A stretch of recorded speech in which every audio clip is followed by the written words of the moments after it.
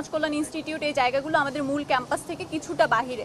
তো এই জায়গাগুলোতে ভোট যদি সেইখানে হয় বা বিশ্ববিদ্যালয়ের প্রশাসন যদি এই জিনিসগুলো হচ্ছে বিবেচনায় নিয়ে ওইখানে হচ্ছে কেন্দ্র স্থাপন করে, তাহলে ভোট হওয়ার পরে সেগুলো যদি মূল ক্যাম্পাসে নিরাপত্তার সহিত নিয়ে আসা যায়, বা বিশ্ববিদ্যালয় হচ্ছে নির্বাচনের দিন পুরো ক্যাম্পাসকে যাতে একটা ব্যালট বক্সগুলো নিরাপদে নিয়ে আসা যায় এবং পুরো ক্যাম্পাসকে যাতে একটা নিরাপত্তার মুক্ত মানে বহিরাগত মুক্ত এবং হচ্ছে নিরাপদ একটা ক্যাম্পাসে পরিণত করতে পারে, সেই ব্যাপারে প্রশাসনের সিকিউরিটি ইস্যুগুলো নিয়ে যে কর্মপরিকল্পনা আছে সেটা নিয়ে প্রশাসনকে নতুন করে ভাবতে হবে, আমাদের কাছে সেটা মনে হয়। এবং প্রশাসন যে কর্মপরিকল্পনা নিয়ে আগাচ্ছে সেটা আমাদেরকে জানাতে হবে।